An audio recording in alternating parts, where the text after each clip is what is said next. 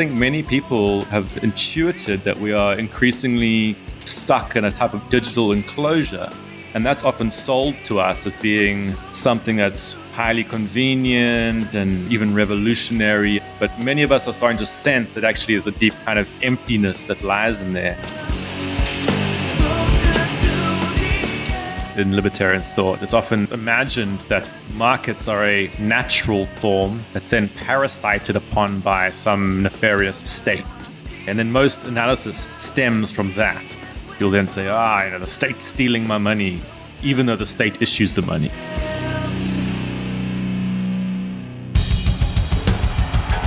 What I have said is that this campaign is not just about electing a president. It is about making a political revolution. MMT. Taking money from our children and borrowing from China. People are dying. Is the program so critical it's worth borrowing money from China to pay for it? And if not, I'll get rid of it. Stop lying!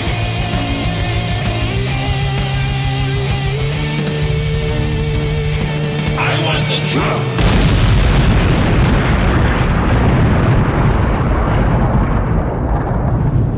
Now let's see if we can avoid the apocalypse altogether. Here's another episode of Macro and Cheese with your host, Steve Grumbine. All right, folks, this is Steve with Macro and Cheese. Today's guest is none other than Brett Scott. You know him on Twitter as Suit Possum. And this guy is just a fantastic brain. His Substack is absolutely epic. And Brett's an author. He's a journalist. He's an activist. And he's exploring the intersections between money systems, finance, and digital technology. He's the author of the Heretics Guide to Global Finance, Hacking the Future of Money, and the author of the book that we're going to be discussing today, which is Cloudmoney, Cash, Cards, Crypto, and the War for Our Wallets. And without further ado, Brett Scott, welcome to the show, sir. Hey, Steve. Great to be back. Thank you so much, by the way, for doing this. I know we've been playing tag for a while now. Yeah. This book has been part of the reason why I'm so glad that you finally got it out. I think last time we talked, you were in the midst of writing it. Then we got hit with the pandemic. Yeah. It was 3 years of pain that went into the writing of the book. There were 3 phases to the book, actually. There was the beginning part where I went through a terrible breakup and had my heart broken. So I was trying to write about the global monetary system in a state of heartbreak. Then there was the second phase, which was when the pandemic hit, which is when I handed in the first version of the book. And so I had this pandemic phase, which was weirdly calm because I was waiting for the book to come back. And then there's been the third phase where I'm now into the promotion of the book, but also I was suffering from lots of burnout and stuff. So it's been a real tough ride, but I'm actually really glad to see it out in the shelves and really glad to see people enjoying it. It's a fantastic book. My eyes are horrific.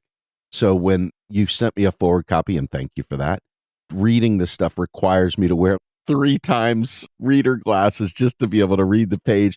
But the book is so fantastic. And I think the most important part of this to me was we've already talked about FinTech systems and the war on cash and mutual credit.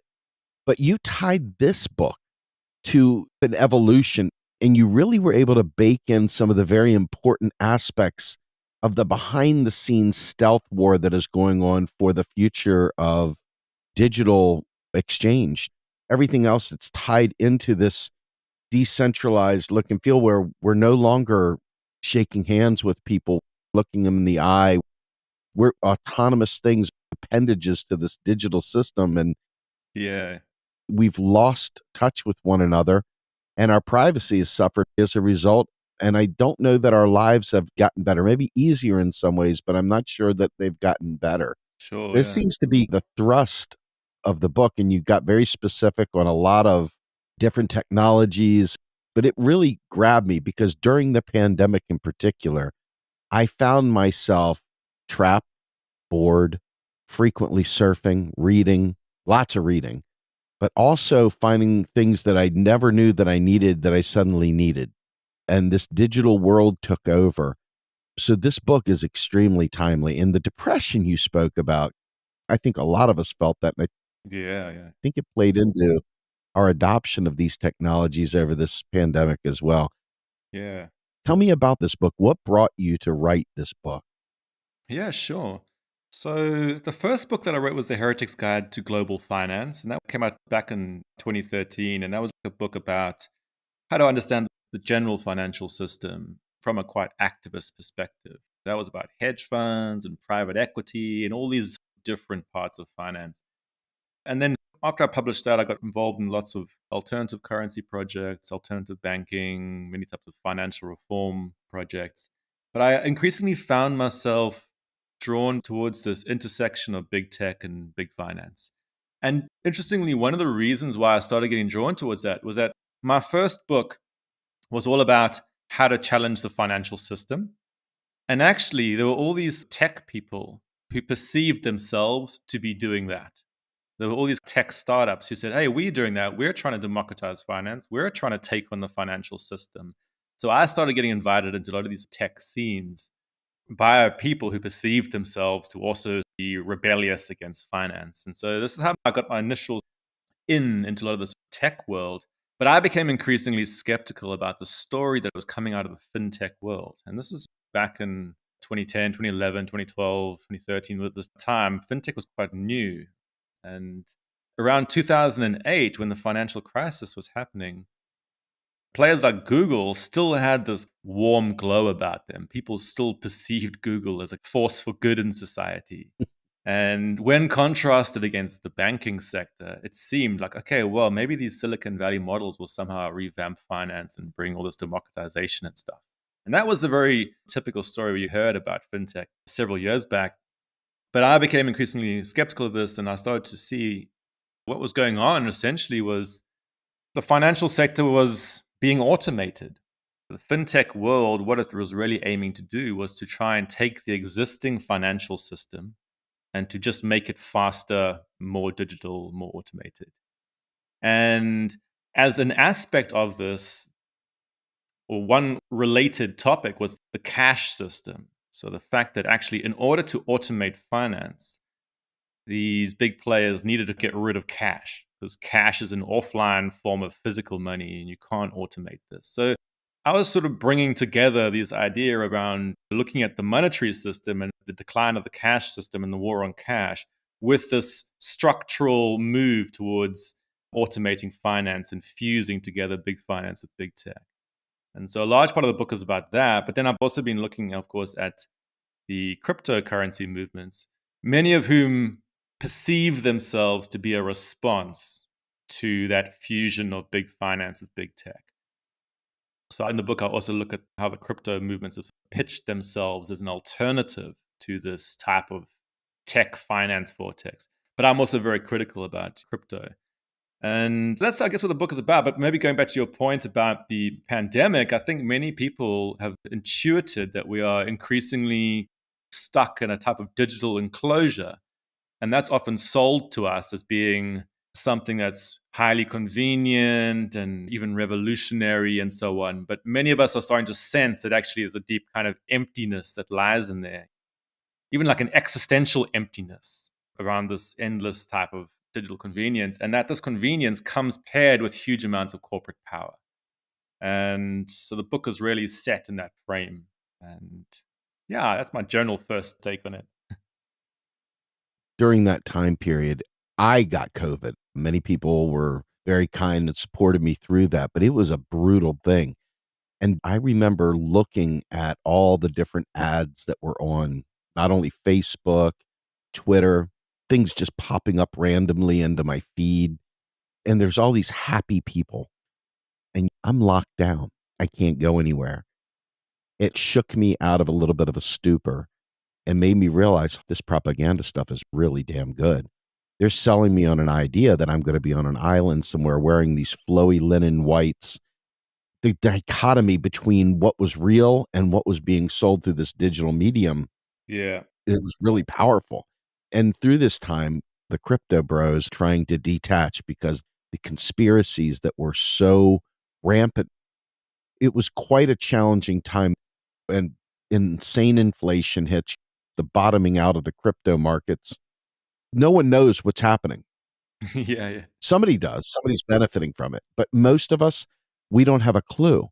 So we latch on to anything that we can find that makes sense to us. And then that becomes the narrative. But there really is a narrative here. It's not just the narrative that we perceive. There is a real underlying narrative. And that's what I get the feeling that you were driving towards. Yeah, yeah. Talk to me a little bit about that dichotomy. There's a few things to say in response to your comments about digital enclosure. One thing I just sort of say at the outset is that for most of human history, people would first experience the world and then afterwards would experience representations of the world. You see a tree and then maybe you see a picture of a tree after that. So we haven't really ever had a generation that first experiences the world through some kind of representation. But this is increasingly the way that we're moving, right? We're starting to have many, many people who will first experience the world via digital mediums before they actually even experience things in that world. Does that make sense? Absolutely. Yeah, like a vacation. Yeah, so this is, I guess, a big aspect that's happening. Extreme intermediation or the mediation of our world becoming a very big topic. And I guess the pandemic really forcefully pushed us to reflect upon that because we're pushed into this artificial situation where we were held captive to the digital world because we were told you can't go outside, you can't go and experience things directly. You're going to have to experience everything vicariously via this digital infrastructure.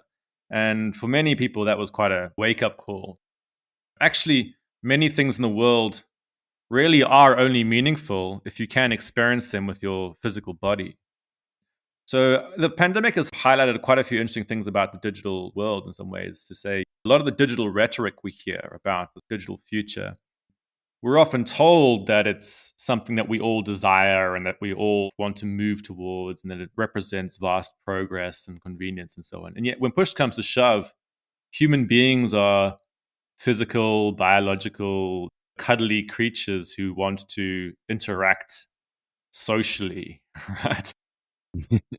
And no amount of telling us that we want to be connected in this vast digital web really actually makes it feel meaningful. It's not meaningful unless you can also have this physical component. And so I think that's one thing I'm going to say about that is that one of the things the book is questioning is who really wants the digital world? It's true that we do experience some types of well-being that comes from digital technologies in certain situations. But really, if you zoom out and you ask yourself who really benefits from digital technologies, it's often large corporations. And this sounds kind of blunt, but if you think about it, digital technology, it really enables huge scale systems.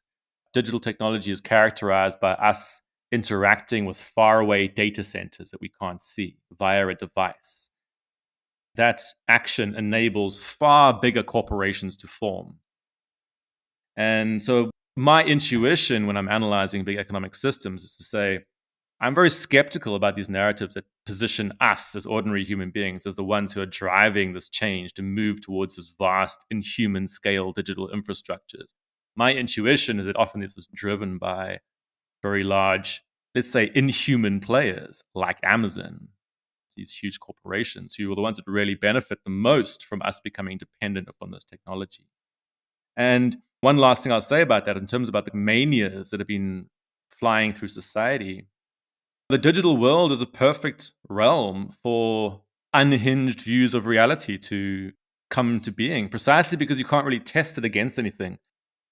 I come from an anthropology background. One of the things I find interesting about our current situations, if you look at old societies, pre-digital societies, let's say back in ancient times, you would have some quite wild ideas about the world far away, the cosmologies, should we say. You would have the ideas about who creates the world and stuff. And there could be some quite wild mythology.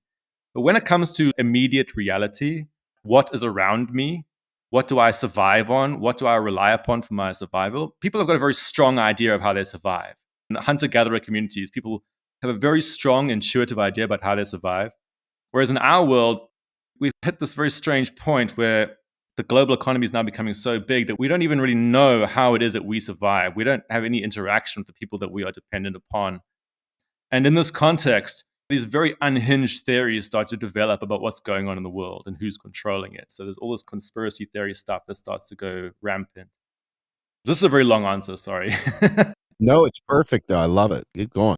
So in some ways, I guess my book is one of a counter narrative against the desirability of a fully digital future. And to say, actually, for many people, what we actually need is to balance the digital world with the physical world. And in the monetary system, that's about protecting the cash system, but also to allow us to believe in slowness and physicality, to say, actually, human beings are slow physical beings, and there's nothing wrong with having slow physical forms of money. And anybody who's telling you that there's something wrong with that is not actually channeling the will of ordinary people. They're often channeling the will of corporations. When I walk through that last 10 feet through the aisle at any store, impulse buys that are right there as you walk through, I swear I spend money every time I go through there. As people back in the day when they would have their piggy bank and save up money. Now it's not like that. You can click a button and you've just spent $1,000. And if you are not very careful, you can hurt yourself very easily. Yeah. It's so neurally connected to the impulse to just click the button. Yeah. A lot of these systems are designed to exploit our short-term impulses to the detriment of our longer-term well-being. When people are promoting frictionless commerce, if you think about what's being promoted there, it's this fast, low-thought type of action. And I always find this term frictionless quite disturbing because you can reframe friction as texture, which has a much more positive connotation. And as physical beings, we love the texture of the world. All of human society is built upon actually forms of friction, relationships and obligations to each other and all this kind of stuff. If you think about it, as the actual fabric of human society. And in many human societies, convenience has never been prioritized, precisely because convenience often bypasses contact. So actually, if you think about this term contactless payment, it's all about avoiding contact, and friction is all about avoiding contact. Whereas a lot of our relationships are built upon contact and texture and touch and all this kind of stuff, right? So there is a certain short-term part of ourselves that enjoys frictionless things, but it's only a very small part of ourselves. As a human being, I might, in a certain situation, want something to speed up, but it's really not something that's actually a universal virtue in human life to speed everything up. For many of us, actually, we prefer to slow things down or experience things more. So when you're thinking about where did this idea that frictionlessness is a virtue, where did it come from? And there's only one place that it comes from. It comes from large-scale commerce. So for an entity like Amazon, for example, frictionless high-speed commerce is a virtue because they're trying to maximize transactions at scale. They really don't care about your desire for slowness or interaction. So when I see innovation stories which present frictionless commerce as being a naturally good thing, my spidey senses are always set off. So I'm saying, I don't think we really find frictionless commerce a naturally good thing. It's only big players that find that a naturally good thing. I always think about when I go to Italy and places like this, where you'll find all these old restaurants where all these old couples sit in the restaurant and they spend way too long in these places because they're often family-owned restaurants, and then like cousins are in there and so on. There's this very communal atmosphere. And if you look at that institution of like an Italian restaurant in Milano or something like that, it's a capitalist organization. They are making profit. They are trying to do transactions. But often it's blended together with all these other elements, these other non-capitalist elements like family structures and human relationships. Now compare that to a McDonald's where the only objective is to push through transactions at the maximum possible speed.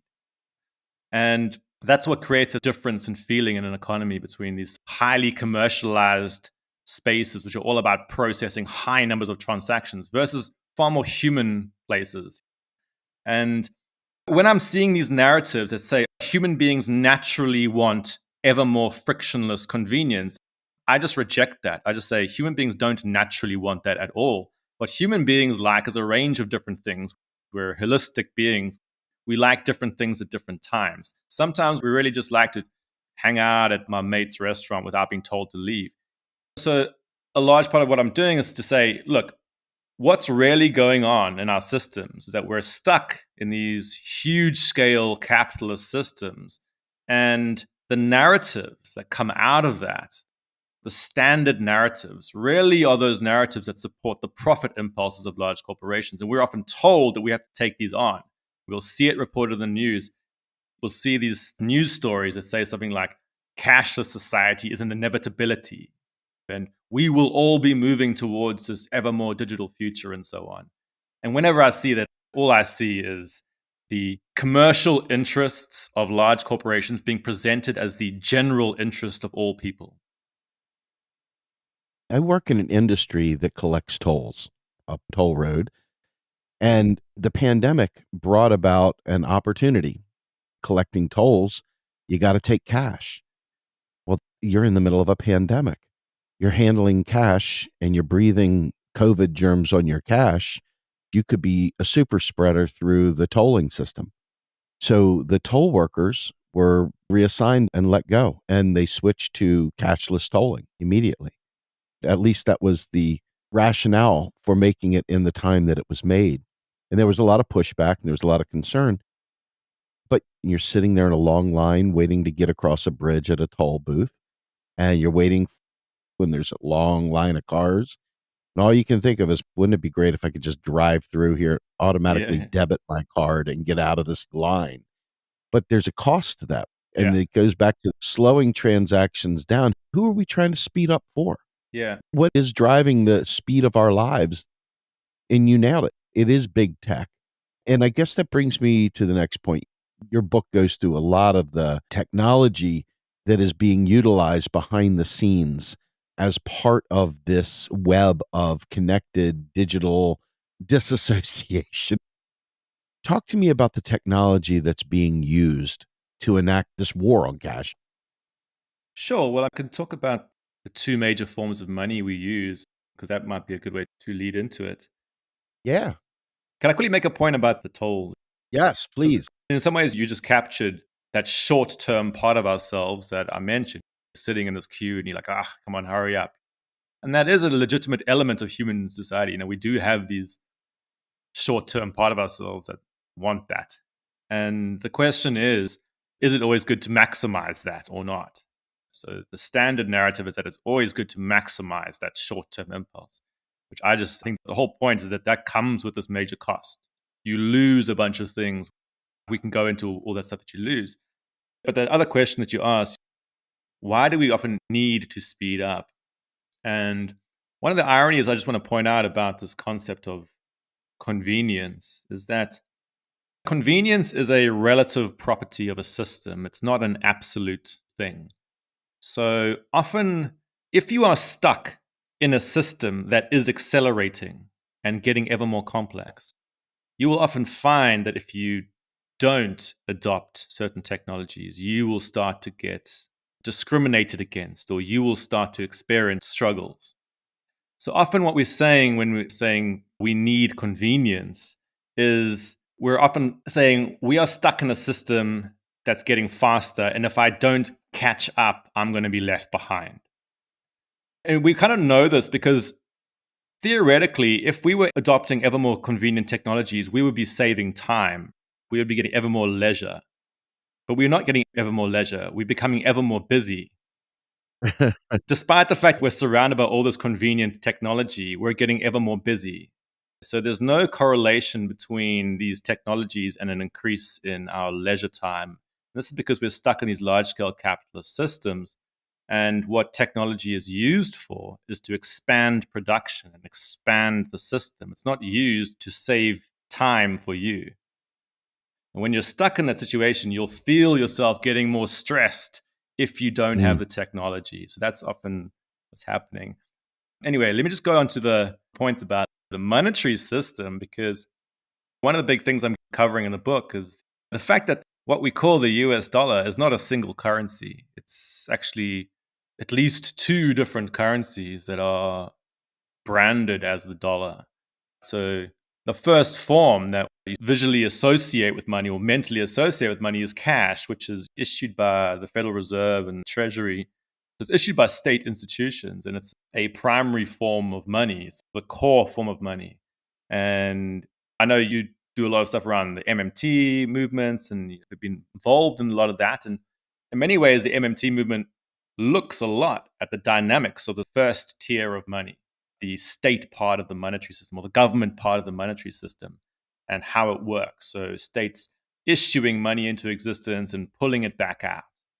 And the form that we experience as ordinary people experience that is actually physical cash. That's the only form of government money we can hold. And while the banks can hold a digital form. But as individuals, we experience the cash system as it's government money. But then there's a second tier of money, which is issued by commercial banks.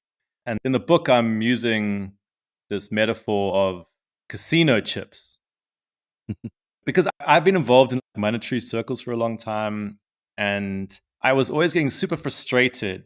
Whenever I do a talk on money, there's always some guy in the back of the audience, often retired, and they spend a long time in some kind of technical discipline, often like engineering or something. And now I've decided they've worked out what's wrong with the monetary system. And inevitably they'll stand up and they say, "Don't you realize that the true problem in our monetary system is fractional reserve banking?" Right? This is the cause of all our problems. And they'll go on to count a particular version of what's called fractional reserve banking, but will often use this very flawed model to do so. And the flawed model that they will often use is what I sometimes call the one form of money problem. So they imagine that there's one form of money in society. So they'll say things like, you put your money in the bank, but the bank then takes it and gives it to somebody else. And it's not actually there. You think your money's there, but it's not there. And the bank's just doing this through this process. They're lending you money out multiple times. And I started to realize this was the big source of confusion in monetary politics, because people often have an intuition that there's dubious things happening in the monetary system, but they're using this idea that there's only one form of money. So I decided to come up with a different metaphor to help people see what's happening. And I came up with this idea of using casinos to say, okay, look, imagine you go into a casino and you've got a wad of cash with you, $100 in cash, and you go to the cashier and you hand over that cash to the cashier, and they give you $100 worth of casino chips. All right. What just happened there was that the casino took ownership of your cash and they issued you with a new form of money. So there's now two forms of money present. There's the government cash, and there's these casino chips, which are a privately issued form of money that can be used within the confines of a casino. So now there's actually two separate forms of money that are now suddenly existing. And I use that as a metaphor to explain what's happening in the banking sector, because often what's happening is that they issue digital chips. They're issuing you this digital form of money. So you might go and deposit $100 in cash there, and they will issue you a new form of money, which is a type of digital chip. And the big superpower that banks have is this ability to issue far more of these digital chips than they have in actual government money, right? And that's what's called fractional reserve banking sometimes. But I was trying to rectify this idea, and the whole digital money system is really built out of these bank-issued digital chips. So all the technological infrastructure, the account systems, all the payments cards and the apps, they're all basically systems for interacting with the underlying account system of the banking sector. So all the technological innovation is really about how do we message the banks to ask them to transfer digital chips from my account to somebody else's account. And most payment innovation is about that. And what we call the cashless society is really the situation where we move away from the government money system to this privatized form of bank-issued digital chips, which you can move around with your apps and so on.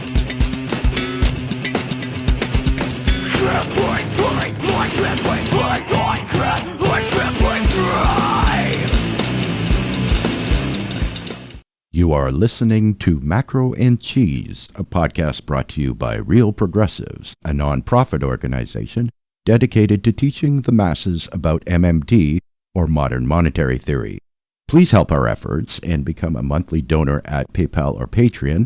Like and follow our pages on Facebook and YouTube, and follow us on Periscope, Twitter, Twitch, Rockfin, and Instagram.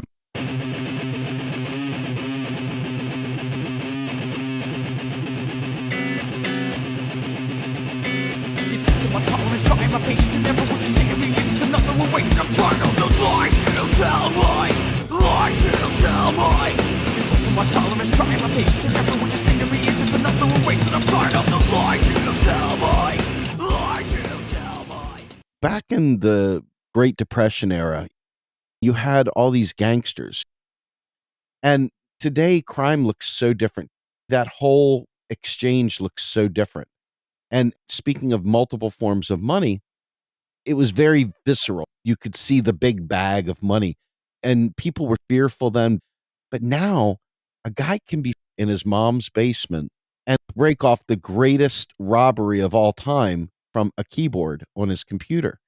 And the fact that the physical nature of the original bank didn't stop them from being robbed, it did slow it down and change the dynamics of it. Yeah, limits it, yeah. But the thing is, Bill Black talks about the fraud. He very particularly focuses on elite control fraud. And one of the key components to his fraud recipe is massive amounts of high-speed transactions. You can't do that with physical cash, but you can do that clearly with this digital medium. And none of us see the fraud occur. Yeah, sure.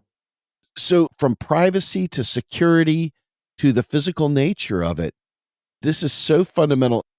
This is really key, especially as you brought up the fractional reserve banking. People are so skeptical of the banking system.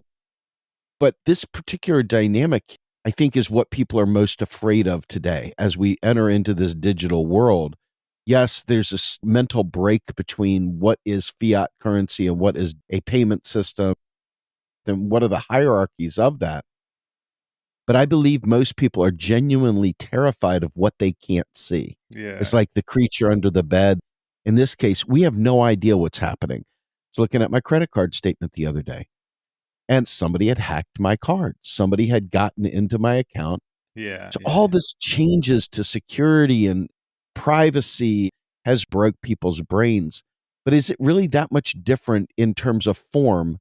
It is in terms of speed, but is it really any different in terms of all the things that people are imagining into this? Is this that different?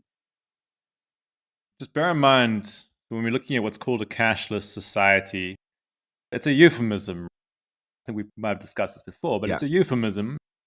I always say it's like calling whiskey beerless alcohol. It's not, cashless society is not incorrect, but it's a very evasive way of talking about what's coming. And what it is a bank-dominated society. Because the entire mainstream digital money infrastructure is predicated upon bank accounts. So when I'm using the term digital money, I'm referring to all that stuff with your credit card, online payments, app payments. And this is all basically these bank-issued digital chips, using that metaphor that I was speaking about earlier. This is what the cashless society is. It's a society where you have an almost entirely privatized monetary system where you're using the commercial bank money. And one of the immediate things you can say about this situation is it concentrates ever more power into the banking sector. So from an immediate political standpoint, ask yourself, is it a good thing to have us being ever more dependent upon the banking sector for even the smallest of transactions? Because the cash system, and remember I was saying there's different forms of money, the cash system, these bank-issued system, but the cash system is like public utility. If you want to think about it like that. It's the only state or government part of the monetary system. It operates a public utility. You don't need an account to use it. Anybody can use it. I sometimes call the cash system the public bicycle system of payments, in contrast to the private Uber system of payments. So when you're talking about this move towards these digital systems, one of the immediate things you're talking about is a privatization of payments and a concentration of power into the private banking sector. which of course brings all these new things. And part of the ideology of the push against cash has, at least in the fintech scene and these digital payments companies, has all been to say, oh, cash is unsafe. But as you rightly point out, cyber attacks and this is becoming rife. But bear in mind, with any new industry, they try to demonize their competitor. So cash is that competitor to digital payments. So it gets hit with all these accusations. And it's only when you become dependent upon the digital system that suddenly you'll realize that the digital system not only doesn't overcome all the things that it claims to overcome, but it'll be subject to all sorts of risks in itself. But by that time, it's too late. Now you're dependent on it. So the payments industry still puts out all this stuff saying cash is unsafe, even though there's like thousands of stories about cyber attacks and card skimming and fraud and all sorts of stuff that goes on online. And as you were saying, one of the dynamics about the cash system, it's slow and physical. So it has a certain limit to how much of it can be moved, how fast, and where. So even if you're involved in transnational crime syndicates, it's actually pretty hard to transport cash in big suitcases across borders. It's quite a highly risky activity. Whereas digital systems, you can find these ingenious ways of doing this much faster and much more convoluted fashion with digital systems. So it's a big, big issue. And I'm from South Africa, for example. And in South Africa, the digital payments industry says the same thing. They're like, cash, you can be mugged with cash. But it's not like the criminals in South Africa are somehow going to stop robbing people if there's no cash. What they're going to do is they're going to hold you up at gunpoint and demand that you empty out your entire online account. So there's a lot of issues that come with this cashless society. Surveillance, censorship, exclusion, lack of resilience. There's a whole bunch of them we elaborate upon. Well, the alienation, I think, is the biggest one. Just simply being separated from everyone. We've become focused on what I want, and collective well-being is lost. We don't have the human touch. And the left socialist circles and people that are trying to live beyond this capitalist paradigm that we're stuck in, it's hard to bring people together and put their short-term desires to the side for the long-term collective good. And I guess this brings me to a story that you tell in the book, which I think is really powerful. Aside from being South African, your parents are Zimbabwean, correct? Yeah. And you talk about how the Zimbabwean currency collapsed. Then you broke into the Libra discussion.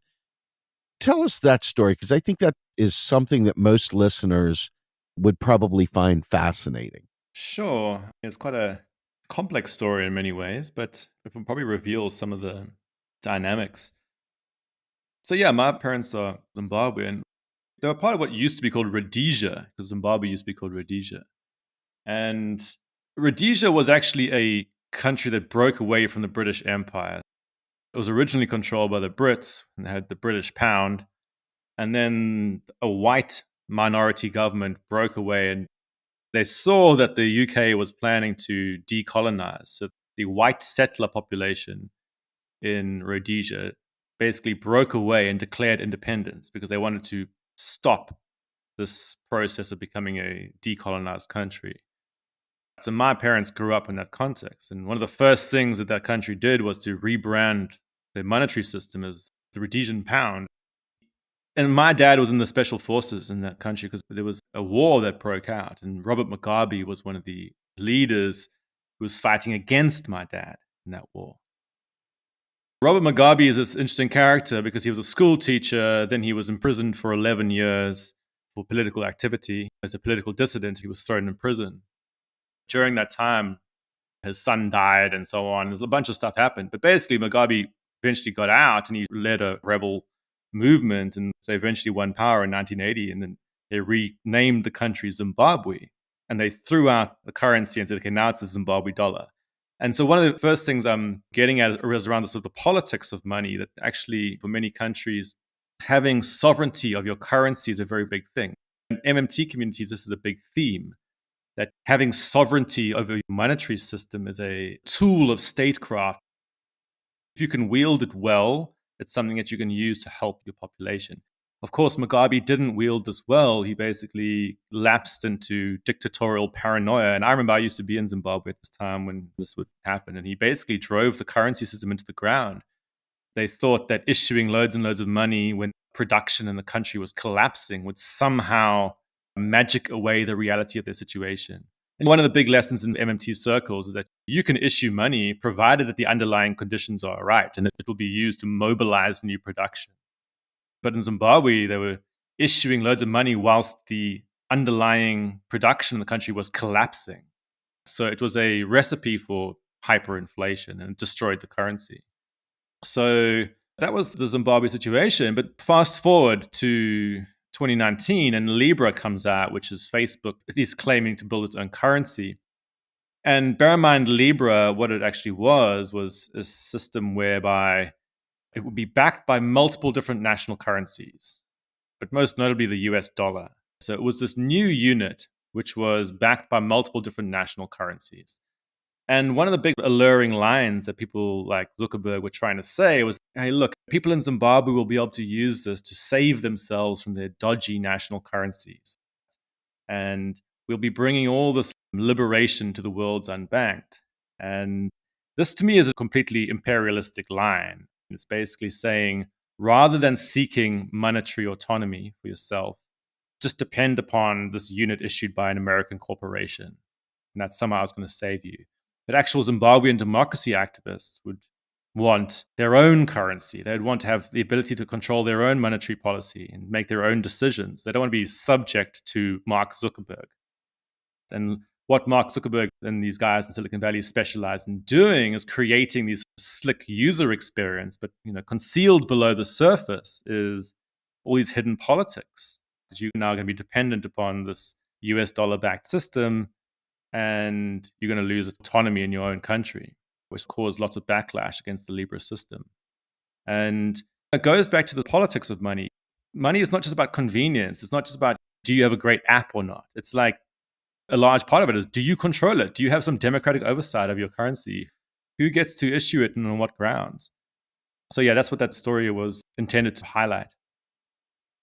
And it did a great job.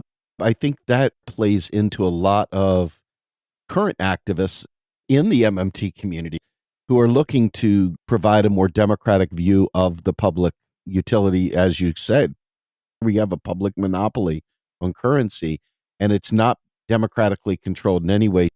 It is a tool of the elites for control, which I guess brings me to another thing. I know that you speak about crypto and a lot of the other private exchanges and the types of folks that charged after. You even mentioned in the book how Trump people had even come to you in desperation, who are fearful, that are trying to understand what's happening to the monetary system and the value of the dollar and the whole concept of debasing the currency. But there's this concept that somehow private is good, private is better. This belief that they're free and independent, playing into that libertarian mindset that outright rejects the state, at least in terms of private property. But you see other countries in South America and Central America where they tried to adopt a cryptocurrency as one of the national currencies. Some of the football players and other athletes that said, we want to take payment in crypto. What is it about this particular thing, politically speaking, that drives them to believe this? There's lots of things to unpack in that. That's a nice way to say it. Steve just went and did a lap around the world. Sorry about that. Way to start with this would to say in libertarianism, there's a bit of a problem. The first thing I'll say is I interact with lots of libertarians over the years. In some ways, libertarian thought makes sense in the context of a large-scale capitalist system.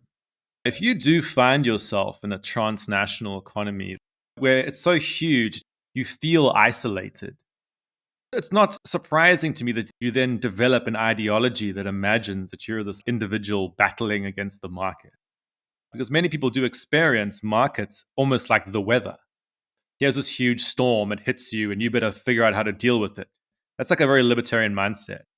You're out on your own in this big stormy economy, and you better learn to get used to it or harden up. stop complaining. This is very libertarian thought. Okay. And in some ways, it makes sense. I can understand why you've come to this interpretation of your situation.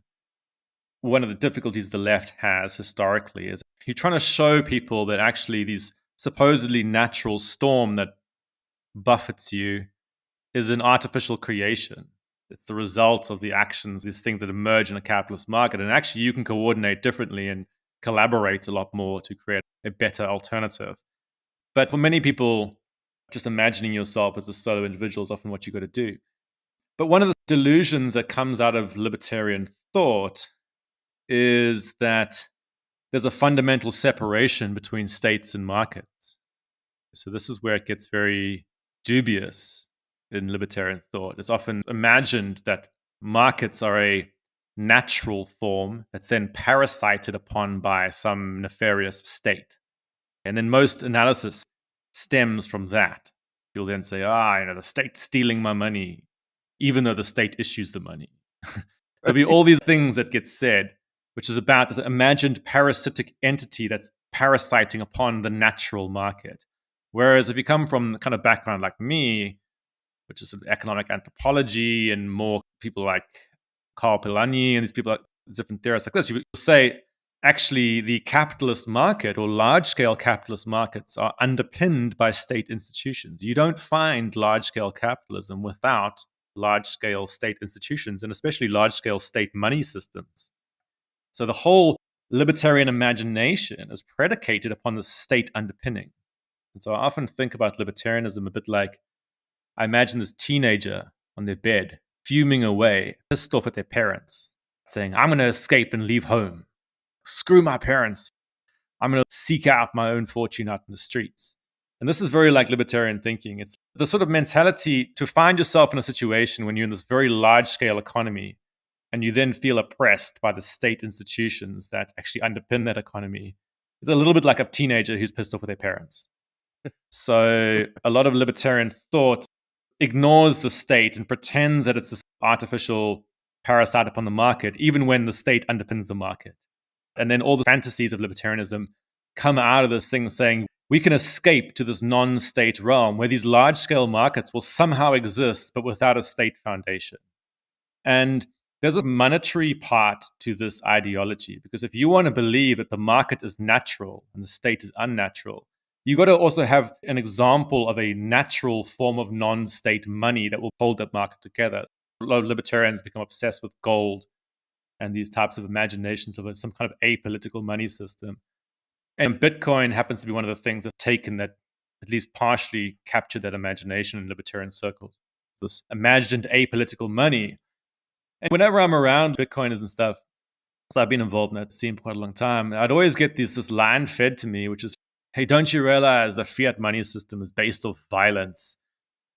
And our money system isn't, therefore it's superior. And it says, well, yeah, the whole of global capitalism is based off violence.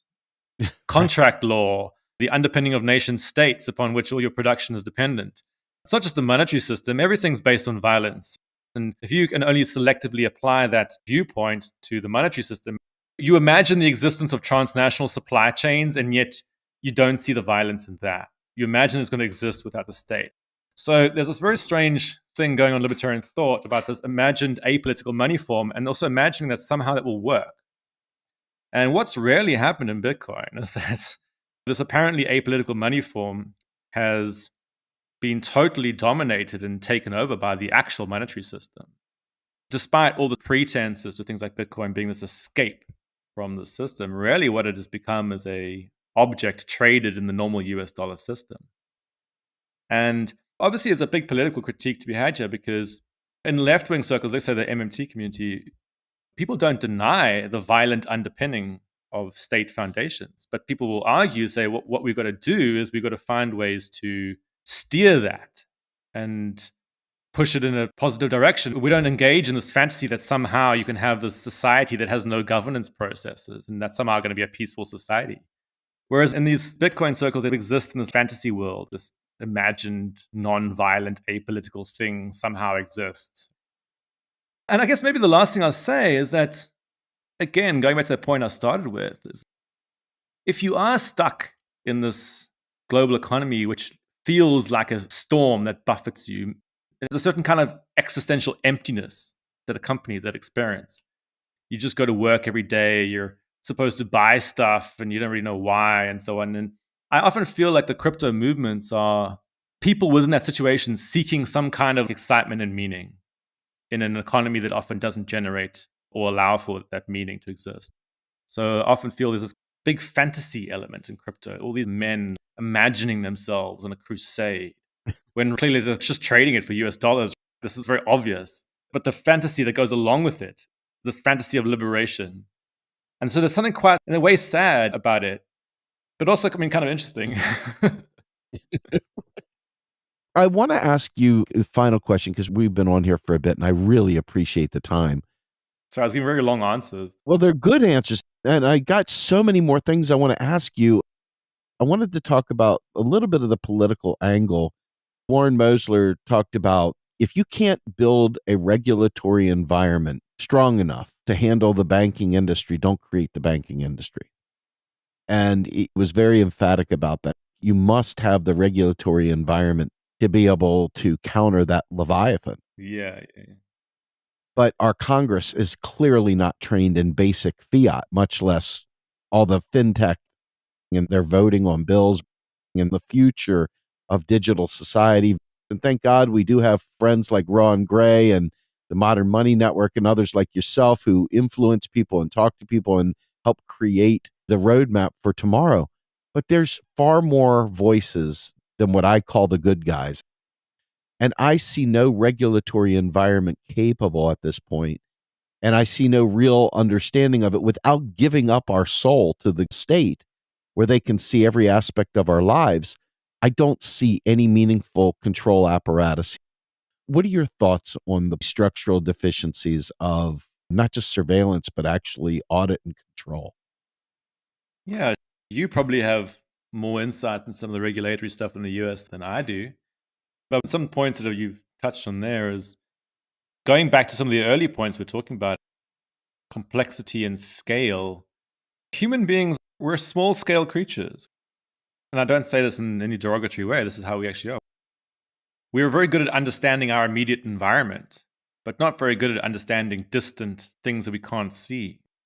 And a large part of what's often being asked of regulators is to deal with some vast, complex system that really you struggle to understand.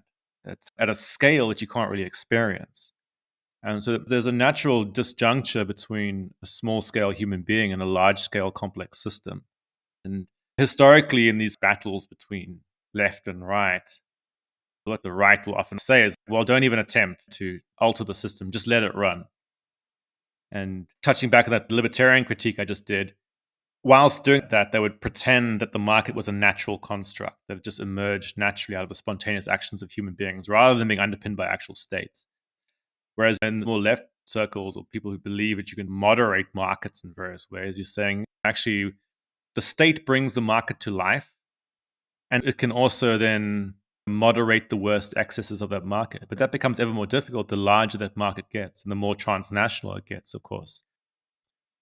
There's a strand of thought that I sometimes dabble in, should I say, just sometimes called accelerationism, which basically sees capitalist systems as being out of control.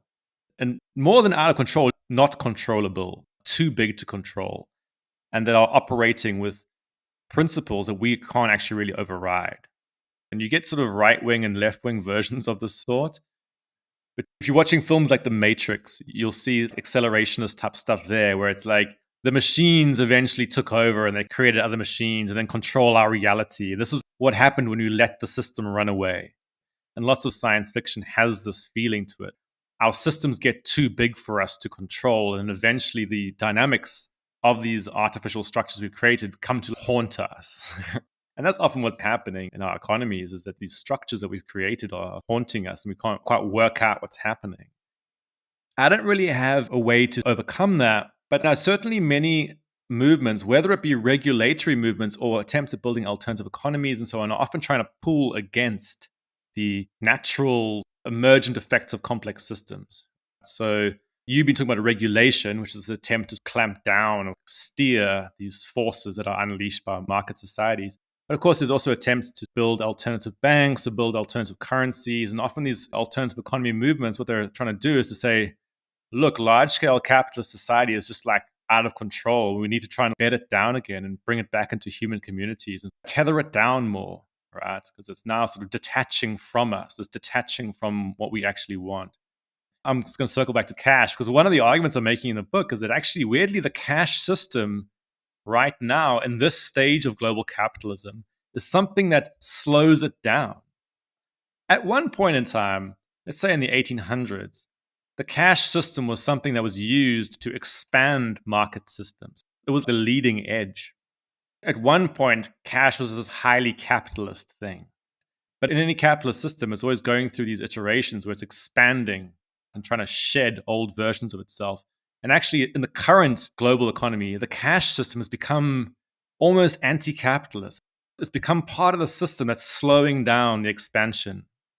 And in a way, this is what I'm trying to argue in the book, is that in a weird way, asserting the right to use cash is asserting that you are a physical human being in a system that's trying to detach and break away from you.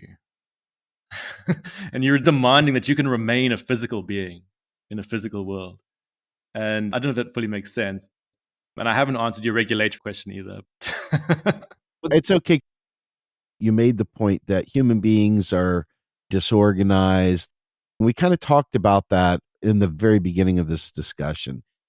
You basically said the most rebellious thing we can do at this point, an active rebellion, is to actually use cash and forget the fact that it's dirty and imperfect and slow. This is a revolutionary act, an act of real resistance to use cash. Can you take us out on that? And I think it's a great way to end it. Yeah, well, let's make one last point about cryptocurrency as well, because if you think about what I just said about in the worldview of big tech and big finance and the global capitalist system more generally, the overwhelming drive is towards expansion. So it's about getting ever more scale, speed, and complexity. Those are things that are seen to be what you have to maximize to expand the system. And digital technology is often seen to be the thing which will enable more of that expansion than any physical system. So all physical systems have to be shed in order to enable this thing to expand. I always think of like a snake shedding its skin. It has to expand. So weirdly, cryptocurrency doesn't actually cut against that narrative. You'll find that people find it easier to believe that the future world will be characterized by cryptocurrencies than the cash system. People can conceive of the idea that we would have this alternative digital future. But imagining that you'd have a physical future is really, really hard because that cuts against the grain of what global capitalism is doing. So in a way, this is why I find cash, in a sense, more revolutionary and more interesting than the crypto system, is that the crypto system doesn't really challenge the underlying narrative of expansion. And I have an intuition that actually we're currently in this phase of digital hype and that everyone's rah, rah, rah, digital all the time. I suspect in the next 10 years, we're going to see some very big counter reactions to that as people start to increasingly experience the existential emptiness and disorientation that accompanies many digital systems. And the global economy is certainly moving in that direction, but I think we're going to see a lot of counter reactions. I'm also encouraging that in the book, saying, see if you can do it. See if you can actually stand up against those forces and actually continue to just use this thing that's operating at a scale and speed that's slower than these other systems. And actually seeing that simpler, slower technologies can be, in a sense, more advanced. I'm telling you, folks, get this book, Cloudmoney, Cash, Cards, Crypto, and the War for Our Wallets by Brett Scott. I've read it once. I really think that there's so many great metaphors in here. See, for me as an activist, I want to be able to have the best stories, analogies, framing for being able to make these points as we move forward. As I read through this book, a lot of this stuff, even though I talk about this with a lot of different people in different ways, it's still a big black box. Or to quote your book, there's a cloud here that we can't really see behind. So to me, what you're doing and the ability to put these things into words I think it's more important than just about any other subject because we're all being drugged down this path with no idea how to really navigate it. Yeah. And you're doing God's work. I don't know all the answers, but hopefully the book will help people to have a slightly more illuminated path as they attempt to navigate the space. Thanks so much for the chat. Absolutely. Folks, go out and get this book. I'm telling you, it's worth your time. And with that, Brett, let's not be a stranger. I'm really glad that I was able to get you back on. You are truly one of the smartest people I've ever been blessed to meet, and also one of the best souls I've ever met. Oh, thanks. Thank you for your time, sir. Really appreciate it. Well, hopefully I'll be coming to the US soon, so I'll hit you up. Thank you, sir. I appreciate it. All right, this is Steve Grumbine with Brett Scott. Go buy the book Cloudmoney, Cash Cards, Crypto, and the War on Our Wallets. With Macro and Cheese, we're out of here.